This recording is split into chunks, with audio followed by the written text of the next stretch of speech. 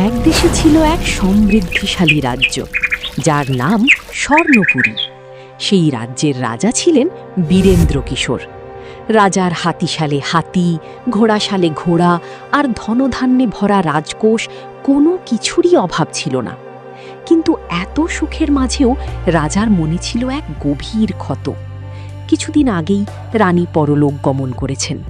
রানীর মৃত্যুর পর থেকেই রাজা যেন এক জীবন্ত লাশে পরিণত হয়েছেন। কোনো কিছুতেই তার মন বসে না। তবে রাজার প্রাসাদে একটি আলোর কিরণ ছিল, তার পরমা সুন্দরী কন্যা। মেয়েটি এতই রূপবতী ছিল যে সারা রাজ্যে তার রূপের প্রশংসা ছড়িয়ে পড়েছিল। দূর দূরান্তের মানুষ তার রূপের কথা বলতো। চাঁদের মতো আলো ছড়ানো সেই রাজকন্যার নাম সবাই রেখেছিল গৌরী। গৌরীর রূপ দেখে পরীর দেশের রাজকুমার বীর প্রতাপ গৌরীকে খুব ভালোবাসত। সে সবসময় চাইতো গৌরী যেন তার সঙ্গে তাদের পরীর রাজ্যে যায়। রাজা বীরেন্দ্র কিশোর দিন রাত কেবল রানীর স্মৃতিতে বুঁদ হয়ে থাকতেন। রাজকার্যে তার বিন্দু মাত্র মন ছিল না। রাজ্যে ধীরে ধীরে বিশৃঙ্খলা দেখা দিচ্ছিল। একদিন রাজ্যের প্রধানমন্ত্রী রাজাকে অত্যন্ত চিন্তিত দেখে বললেন, মহারাজ, আপনি যদি এভাবে শোকগ্রস্ত হয়ে থাকেন তবে রাজ্য শাসন করবে কে? প্রজারা যে অভিভাবকহীন হয়ে পড়ছে। ধীরে ধীরে রাজ্যে অরাজকতা বেড়েই চলেছে। আমি কি করব মন্ত্রী? আমার মন যে কোনো কথা শুনছে না। রানী চলে যাওয়ার পর থেকে এই বিশাল প্রাসাদ, এই রাজত্ব সব আমার কাছে মরুভূমির মতো মনে হয়। মহারাজ, নিজেকে সামলান। নিজের জন্য না হলেও স্বর্ণপুরীর প্রজাদের জন্য এবং আপনার মাতৃহীন কন্যা গৌরীর মুখের দিকে চেয়ে আপনাকে শক্ত হতে হবে। আমার একটি পরামর্শ শুনুন। আপনি মনের ক্লান্তি দূর করতে কিছুদিনের জন্য ব্যাদবেশী শিকার যাত্রায় যান। আমি সৈন্য সামন্ত আর লোক লস্কর তৈরি করে দিচ্ছি। মন্ত্রী মন্দ বলেনি। ঠিক আছে মন্ত্রী, তোমার কথাই রইল। আমি শিকারেই যাব। তবে কোনো লোক লস্কর বা সৈন্য আমার সাথে যাবে না। আমি একাই যাব। একা থাকলে হয়তো মনের শান্তি খুঁজে পাব। সে কি মহারাজ, একাকী ঘন বনে যাওয়া অত্যন্ত বিপজ্জনক। আপনি কিছু রক্ষী অন্তত সাথে নিন। কিন্তু রাজা নিজের সিদ্ধান্তে অটল রইলেন। মন্ত্রীর কোনো বারণ না শুনে তিনি একাই ঘোড়ায় চড়ে বনের উদ্দেশ্যে রওনা হলেন। বনে এসেও রাজার মনে শান্তি ছিল না। শিকার করার কোনো ইচ্ছাই তার হচ্ছিল না। কেবল মন্ত্রীর অনুরোধ রাখতে তিনি বনের পর বন ঘুরে বেড়াতে লাগলেন। ঘুরতে ঘুরতে কখন যে সূর্য ডুবে সন্ধ্যা নেমে এলো, রাজা তা টেরই পাননি। ক্লান্ত শ্রান্ত রাজা অবশেষে এক বিশাল বটবৃক্ষের তলায় বসে বিশ্রাম নিতে লাগলেন। সেই গভীর বনেই বাস করত এক মায়াবী ডাইনি এবং তার কন্যা ঘুরঘুরি। সন্ধ্যাবেলায় ডাইনি তার মেয়েকে নিয়ে বনে ঘুরতে বেরিয়েছিল। হঠাৎ গাছের তলায় এক মানব সন্তানকে বসে থাকতে দেখে ডাইনির চোখ রাগে লাল হয়ে উঠল। সে গর্জে উঠে বলল, কি এত বড় স্পর্ধা! আমার অনুমতি ছাড়া আমার বনে শিকার করতে আসা! আজ পর্যন্ত এই বনে যে পা রেখেছে কেউ জীবিত ফেরেনি, তুইও ফিরবি না। রাজা কিছু বুঝে ওঠার আগেই ডাইনি তার জাদু বলে। মুহূর্তের মধ্যে রাজা বীরেন্দ্র কিশোর এক নিষ্প্রাণ পাথরের মূর্তিতে পরিণত হল। ডাইনির মেয়ে ঘুরঘুরি এতক্ষণ আড়াল থেকে সব দেখছিল। পাথর হওয়ার ঠিক আগের মুহূর্তে রাজার রাজকীয় ও সুপুরুষ চেহারা দেখে সে মোহিত হয়ে গিয়েছিল। সে পাথরের মূর্তিটির সামনে এসে ডাইনিকে বলল, মা, ও মা, এই মানুষটিকে আমার খুব পছন্দ হয়েছে। দেখতে কি সুন্দর! তুমি ওনাকে আগের মতো ভালো করে দাও, আমি ওনাকেই বিয়ে করব। বলিস কি রে মেয়ে, ও তো মানুষ আর আমরা ডাইনি। তাছাড়া তুই বিয়ে করতে চাইলেই তো আর হবে না, রাজারও তো তোকে পছন্দ হতে হবে। আমি ওসব কোনো কথা জানি না। আমার এই রাজাকেই পছন্দ হয়েছে, আমি একেই বিয়ে করব। তুমি আগে ওকে মানুষ করো। চোখ মেলে রাজা অবাক হয়ে চারপাশ দেখে বললেন, আমি কোথায়? আমি তো কিছুক্ষণ আগে নড়াচড়া করতে পারছিলাম না। মহারাজ, আপনি বনেই আছেন। মনে হয় এক ডাইনি আপনাকে পাথর করে দিয়েছিল। আমার মাই আপনাকে বাঁচিয়েছে, না হলে সারা জীবন এই বনেই পাথর হয়ে পড়ে থাকতেন। তোমাদের অনেক ধন্যবাদ। আমি পাশের রাজ্য স্বর্ণপুরীর রাজা। তোমরা আমাকে এই ভয়ানক অভিশাপ থেকে মুক্ত করেছ, তাই আমি তোমাদের একটি ইচ্ছা পূরণ করতে চাই। বলো, তোমরা আমার কাছে কি চাও? মহারাজ, আমরা যা চাইব আপনি তা দিতে পারবেন তো? রাজা বাদশারা তো মুখে অনেক কথাই বলে। কেন পারবো না? আমি স্বর্ণপুরীর অধিপতি। মুখ ফুটে বলেই দেখো, আমি অবশ্যই দেব। তাহলে শুনুন মহারাজ, আপনি যখন কথা দিয়েছেন, আমার মেয়ে ঘুরঘুরিকে আপনার বিয়ে করতে হবে এবং ওকে আপনার রাজ্যের রানী বানাতে হবে। ডাইনির কথা শুনে রাজার মাথায় যেন আকাশ ভেঙে পড়ল। তিনি মনে মনে ভাবলেন, কোথায় আমার রূপবতী পরলোকগত রানী, আর কোথায় এই অদ্ভুত বুড়ির মেয়ে? না না, তা কি করে সম্ভব? এ বিয়ে আমি করতে পারবো না। কিন্তু মহারাজ, আপনি যে বাক্য দিয়েছেন, রাজা হয়ে কথা না রাখলে আপনি ধর্মচ্যুত হবেন। অধর্মের পাপী আপনার রাজ্য ধ্বংস হয়ে যাবে। অগত্যা ধর্মের ভয়ে এবং নিজের দেওয়া কথার জালে বন্দী হয়ে রাজা বীরেন্দ্র কিশোর ডাইনির মেয়ে ঘুরঘুরিকে বিয়ে করতে বাধ্য হলেন। ডাইনির মেয়েকে সাথে নিয়ে তিনি যখন স্বর্ণপুরীর রাজপ্রাসাদে ফিরে এলেন, তখন সবার চোখ চড়ক গাছ। রাজা গম্ভীর মুখে মন্ত্রী ও প্রজাদের ডেকে বললেন, মন্ত্রী, আজ থেকে ইনিই তোমাদের নতুন রানী। সারা রাজ্যে ঘোষণা করে দাও, আজ থেকে আগামী 7 দিন ধরে নতুন রানীর আগমনে উৎসব চলবে। রাজার আদেশে সারা রাজ্যে 7 দিন ধরে উৎসব চলল। কিন্তু এই আনন্দের মাঝেও এক ঝড় ধেয়ে আসছিল। নতুন রানী ঘুরঘুরি রাজপ্রাসাদে এসে যখন রাজকন্যা গৌরীর অলৌকিক রূপ দেখল এবং দাসী ও প্রজাদের মুখে সারাক্ষণ গৌরীর রূপের প্রশংসা শুনতে পেল, তখন হিংসায় তার বুক জ্বলে খাক হয়ে গেল। ডাইনির মেয়ে মনে মনে ফুঁসতে লাগল, কিভাবে যে এই রূপবতী রাজকন্যা গৌরীকে প্রাসাদ থেকে তাড়ানো যায় আর এর ক্ষতি করা যায় ভাবতে হবে। একদিন ডাইনির মেয়ে অর্থাৎ বর্তমান রানী ঘুরঘুরি রাজামশাইয়ের কাছে কাঁদতে কাঁদতে গিয়ে বলল, মহারাজ, আমি এখনই এই রাজ্য ছেড়ে চিরতরে চলে যাব। কেন? কি হয়েছে রানী? তোমাকে কি কেউ কিছু বলেছে? হ্যাঁ, আপনার মেয়ে গৌরী আমাকে ডাইনির মেয়ে বলেছে, কুৎসিত বলেছে। এই অপমান সহ্য করে আমি আর এই রাজ্যে থাকতে পারবো না। আমি আমার মায়ের কাছেই ফিরে যাব। রানী, তুমি শান্ত হও। এভাবে হঠাৎ চলে গেলে রাজ্যের মানুষ কি বলবে? তার চেয়ে বরং গৌরী তোমাকে যাহা বলেছে তার জন্য তুমি নিজেই তাকে উপযুক্ত শাস্তি দাও। মনে রেখো, তুমিও তো এখন গৌরীর মা। রাজার মুখে এই কথা শুনে রানী ঘুরঘুরি মনে মনে হাসল। সে ভাবল, এই তো সুযোগ। গৌরীর রূপের অহংকার আজই আমি শেষ করব। তোর ওই সুন্দর রূপকে আমি আজই কদাকার করে দেব।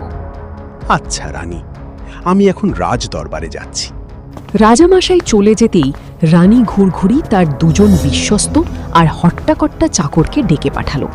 তোরা 2জন এখনই যা। গৌরীকে এমন মার মারবি যেন মারের চোটে তার ফর্সা শরীর একেবারে কালো হয়ে যায়, ওর রূপ যেন চিরতরে নষ্ট হয়ে যায়। ঠিক আছে রানীমা, আপনার আদেশই পালন হবে। এবার দেখি তুই কিভাবে রাজ্যের সেরা সুন্দরী থাকিস। তোকে শেষ করে এবার আমি হব এই রাজ্যের শ্রেষ্ঠ সুন্দরী। রানীর এই ভয়ঙ্কর চক্রান্তের কথা আড়াল থেকে শুনছিল এক বিশ্বস্ত দাসী। সে আর দেরি না করে ছুটে গিয়ে রাজকন্যা গৌরীকে সমস্ত কথা খুলে বলল।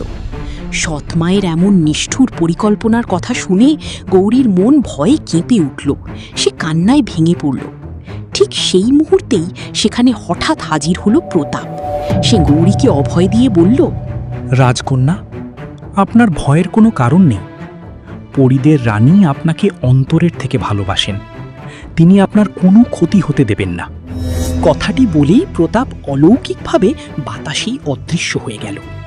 কিছুক্ষণের মধ্যেই সেই 2 লোক লাঠি হাতে গৌরীর ঘরে এসে ঢুকল।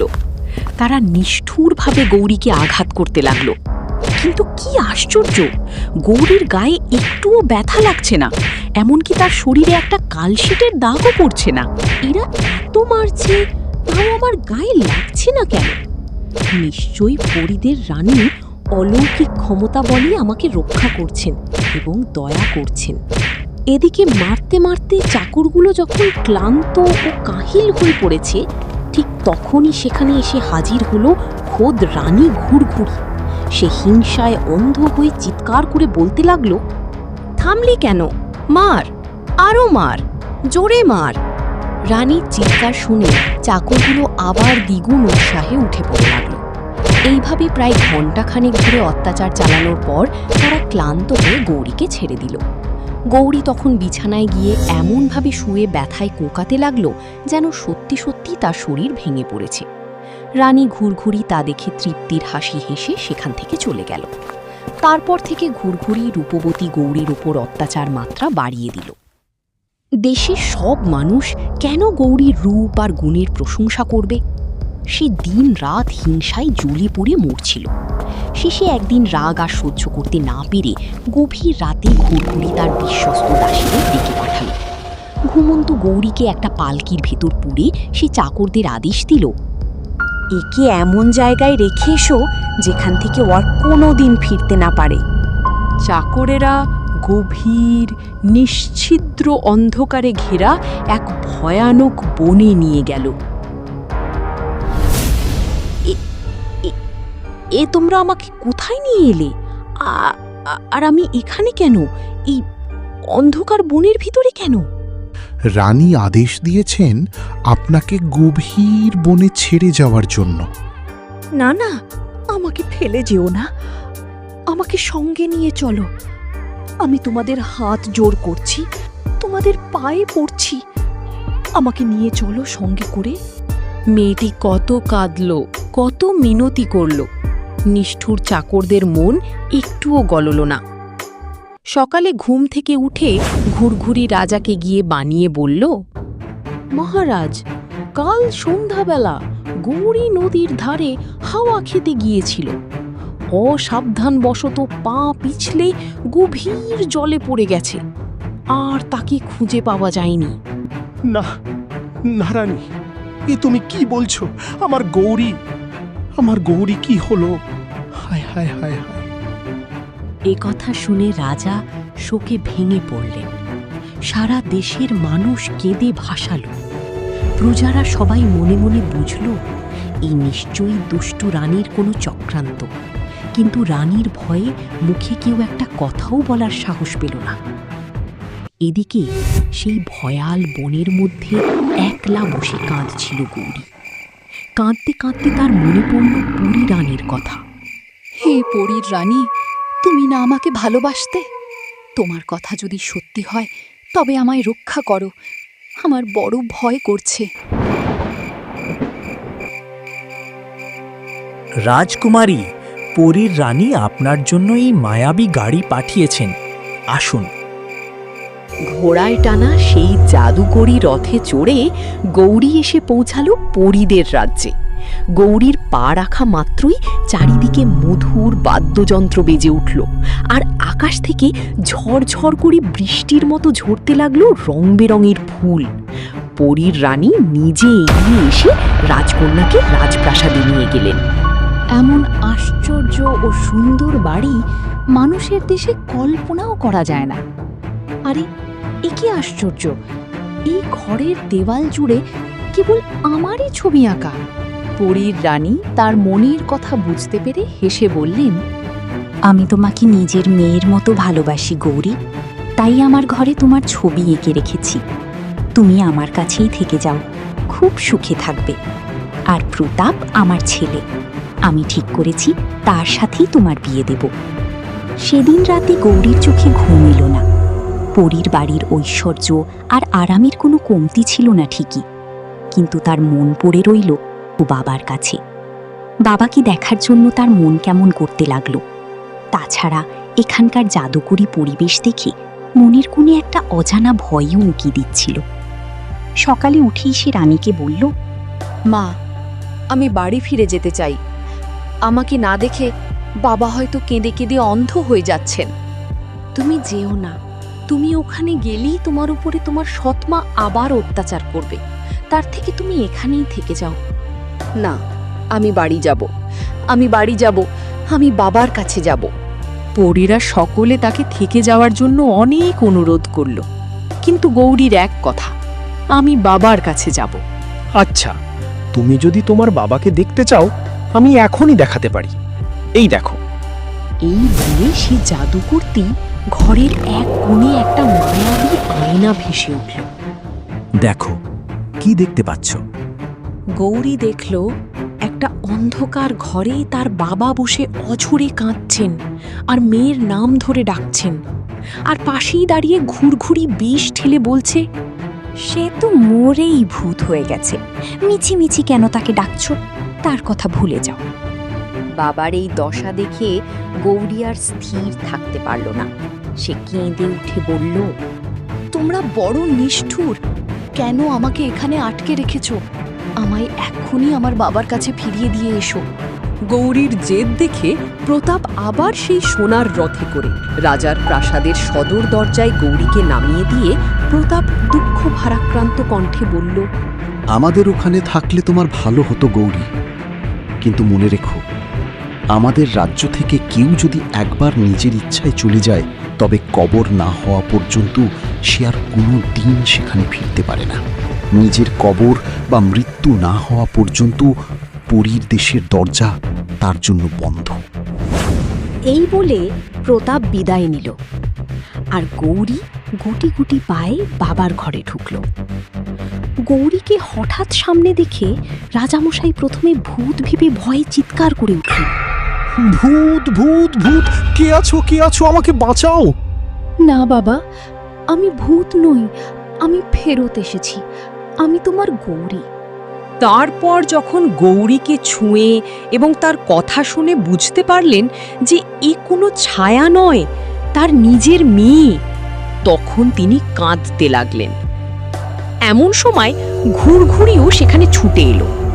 লোক দেখানো আনন্দ আর বিস্ময় ফুটিয়ে সে বলল, আরে গৌরী, তুই বেঁচে আছিস? তোকে নদী থেকে কি তুললো রে?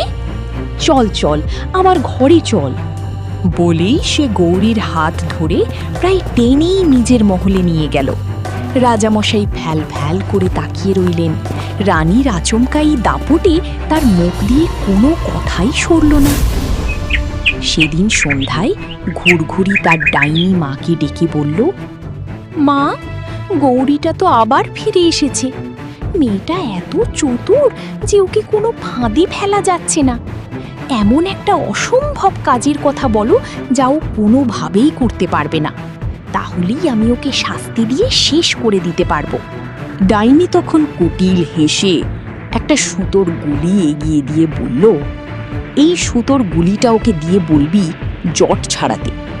এই সুতো মাকড়সার জালের মতো সূক্ষ্ম, 1000 হাত লম্বা এবং এমনভাবে জট পাকানো যে ছোঁয়া মাত্রই ছিঁড়ে যাবে। আর গৌরী সুতো ছাড়াতে না পারলি তোর তখন যা শাস্তি দেওয়ার হয় দিবি। পরদিন সকালে ঘুরঘুরি গৌরীকে একটা নির্জন ঘরে বন্ধ করে, এই নাও, সন্ধ্যের মধ্যে এর সব জট ছাড়িয়ে গুটিয়ে রাখবি। যদি না পারিস কিংবা একটা সুতোও ছেড়ে, তবে তোর পিঠের চামড়া আমি তুলব।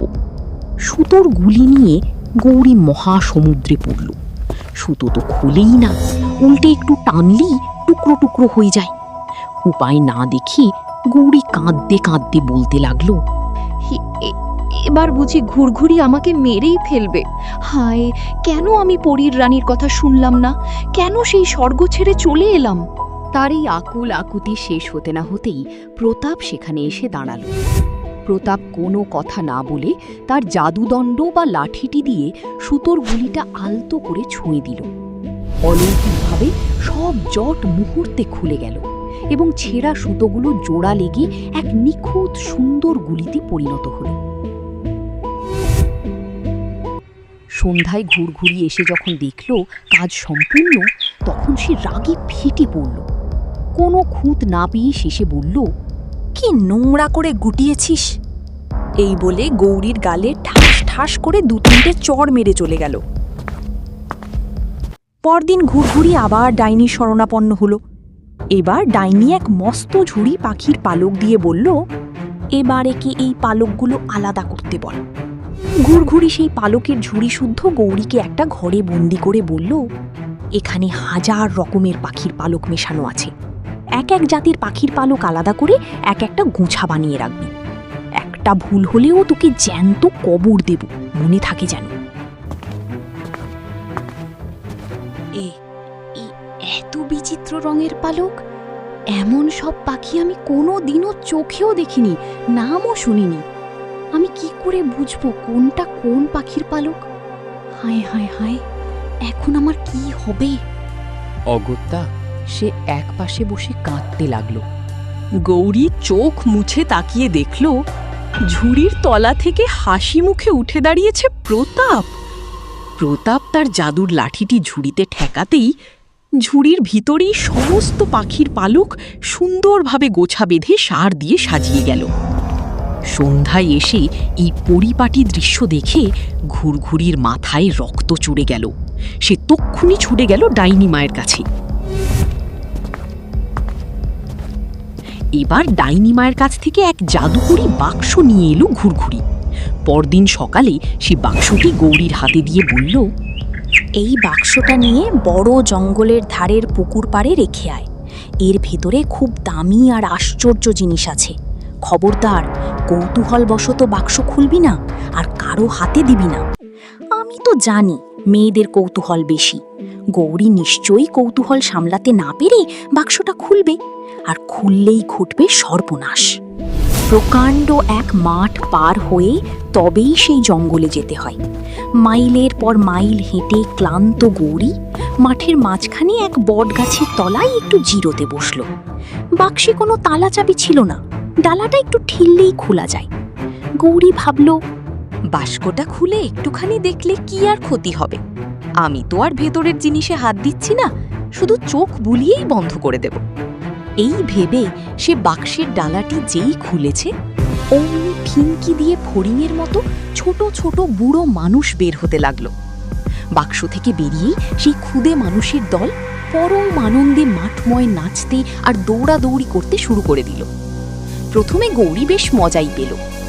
বাহ বাহ, কি মজা কি মজা! এত ছোট ছোট মানুষ আমি তো এর আগে কোনোদিন দেখিনি। কিন্তু কিছুক্ষণ পরেই তার ঘোর কাটল। সে দেখল ক্ষুদে মানুষেরা চারদিকে ছড়িয়ে পড়ছে। এদের আবার বাক্সের ভেতর পুড়ে নিয়ে যেতে হবে, কিন্তু তাদের ধরতে গেলেই তারা এমন চিলছোটকা টান দেয় যে কারো সাধ্য নেই তাদের ধরে। ছুটতে ছুটতে ক্লান্ত ও নাকাল হয়ে গৌরী মাঠে আছাড় খেয়ে কাঁদতে বসল।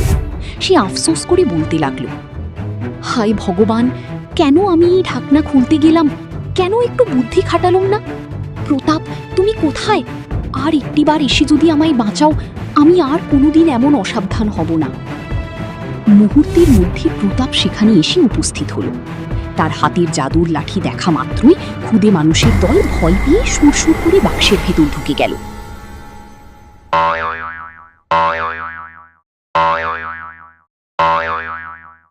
গৌরী আর এক মুহূর্তও নষ্ট না করে সোজা দৌড়ে গিয়ে বনের পুকুর পাড়ে রেখে এল। ঘুরঘুরি তার গুপ্তচর পাঠিয়ে খবর নিল যে গৌরী সত্যিই বাক্সটা ঠিক জায়গায় রেখে এসেছে। কোনো কিছুতেই গৌরীকে তো বাগেই আনতে পারা যাচ্ছে না। এবারের থেকেও কঠিন ব্যবস্থা করতে হবে। সে তার বিশ্বস্ত চাকরদের ডেকে বলল, রাজবাগানের এক কোণে একটা গভীর কুয়ো খুঁড় এবং তার মুখে একটা মস্ত ভারী পাথর চাপা দিয়ে রাখ। যথা আজ্ঞা রানীমা। পরদিন ঘুরঘুরি দুইজন দাসী আর গৌরীকে সাথে নিয়ে সেই কুয়োর পাশে বেড়াতে গেল। পাথরটার কাছে গিয়ে ঘুরঘুরি নাটক করে বলে উঠল, জানিস গৌরী, কাল রাতে আমি একটা চমৎকার স্বপ্ন দেখেছি। এই পাথরটার নিচে নাকি অনেক গুপ্তধন লুকানো আছে। চল তো পাথরটা সরিয়ে দেখি সত্যি কিনা। তার কথা মতো দাসীরা সবাই মিলে পাথরটাকে সরিয়ে দিল। সুযোগ বুঝে ঘুরঘুরি পেছন থেকে সজোরে লাথি মেরে গৌরীকে সেই অন্ধকার কুয়োর মধ্যে ধাক্কা দিয়ে ফেলে দিল। এইবার তুই এই কবরের ভিতরেই থাক, এই তাড়াতাড়ি পাথর চাপা দিয়ে দে। আর নিমেষের মধ্যে দাসীরা সেই ভারী পাথরটা কুয়োর মুখে আবার চেপে দিল। কুয়োর তলদেশের মাটি নরম আর কাদাটে হওয়ায় গৌরীর গায়ে চোট লাগলো না ঠিকই, কিন্তু সে সম্পূর্ণ অন্ধকার আর বদ্ধ বাতাসে আটকা পড়ল। প্রথমটা থতমত খেয়ে গেলেও সে দেয়াল ধরে উঠে দাঁড়াল। ঘুটঘুটে অন্ধকার, দমবন্ধ হয়ে আসছে। সে চিৎকার করে তার বাবাকে ডাকল, বাবা, বাবা, বাঁচাও আমাকে, বাবা বাঁচাও, আমাকে বাঁচাও। কিন্তু সেই বিশাল পাথরের দেয়াল ভেদ করে কার সাধ্য গৌরীর ডাক শোনে? অবশেষে নিরাশ হয়ে কাঁদতে কাঁদতে সে সেই কুয়োর তলাতেই ঘুমিয়ে পড়ল। ঘুমের ঘুরে গৌরী এক অপূর্ব স্বপ্ন দেখল। দেখো গৌরী, আজ এই কুয়োই তোমার কবর হলো। আমাদের রাজ্যের নিয়ম অনুযায়ী এবার তুমি আমাদের কাছে ফিরে আসতে পারো। এই কথা শুনেই গৌরীর ঘুম ভেঙে গেল। সে দেখল কুয়োর ভিতরের মাটি মৃদু কাঁপছে। তারপর হঠাৎ করে কুয়োর একদিকের পাথুরে দেয়াল যেন এক জাদু মন্ত্রে দুভাগ হয়ে ফাঁক হয়ে গেল, আর সেই ফাটলের ওপারেই দেখা গেল পুরীর দেশ।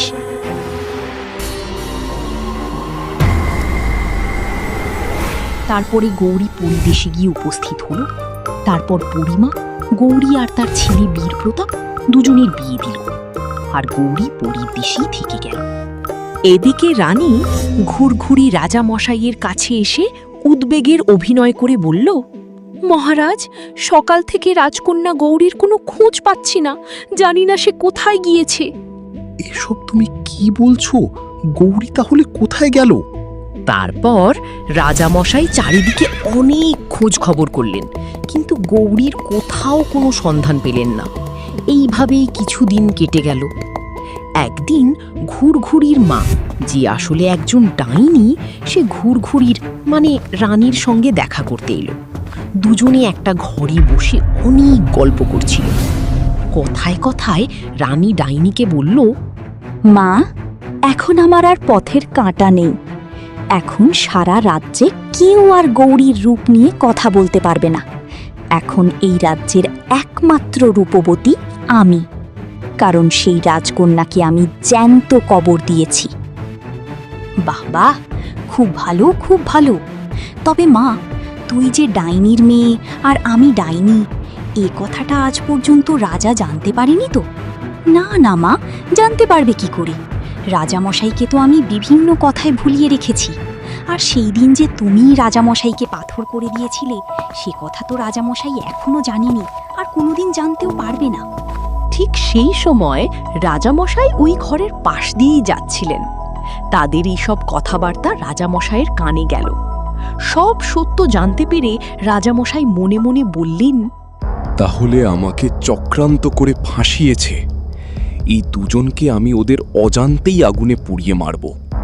যেরকম আমার অজানা অবস্থায় আমাকে বাধ্য করেছে বিয়ে করাতে, সেই রকম আমি ওইদেরকে পুড়িয়ে মারব। পরিকল্পনা অনুযায়ী একদিন রাজামশাই ছলে কৌশলে ডাইনি আর ঘুরঘুরিকে একটা ঘরের মধ্যে ঢোকালেন। তারা ভেতরে ঢুকতেই রাজা সেই ঘরে আগুন লাগিয়ে দিলেন। ডাইনি আর ঘুরঘুরি সেই আগুনে পুড়ে মারা গেল। দুষ্টুদের শাস্তি দেওয়ার পর রাজামশাই মেয়ের শোকে মনির দুঃখে দিন কাটাতে লাগলেন। মেয়ের দুঃখে তিনি যেন আধমরা হয়ে পড়েছিলেন। এমনি একদিন রাতের বেলা প্রতাপ আর রাজকন্যা গৌরী এসে রাজামশাইকে দেখা দিল। গৌরী রাজাকে সান্ত্বনা দিয়ে বলল, বাবা, তুমি চিন্তা করো না, আমি ঠিক আছি। এখন আমি পরীর দেশের রানী। আমি এখানে শুধু কয়েক মুহূর্তের জন্য এসেছি। আমাকে এখনই চলে যেতে হবে। তুমি কোনো চিন্তা করো না, ভালোভাবে রাজ্য শাসন করো। মা, তুই কোথায় ছিলি মা? এতদিন আসিসনি কেন? বাবা, মা আমাকে জ্যান্ত কবর দিয়েছিল। তারপরে আমি পরীর রাজ্যে গিয়ে উপস্থিত হই। এখন আমি পরীর রাজ্যের রানী, আর ইনি তোমার জামাই। তোকে দেখে আমার মন জুড়িয়ে গেল মা। তুই শান্তিতে থাক, সুখে থাক। তোমরা ভালো থেকো বাবা। এরপর বাবার কাছ থেকে বিদায় নিয়ে গৌরী ও প্রতাপ আবার পরীর দেশে চলে গেল। আর রাজামশাই মনের দুঃখ মনে চেপে রেখে প্রজাদের কল্যাণে রাজ্য শাসন করতে লাগলেন।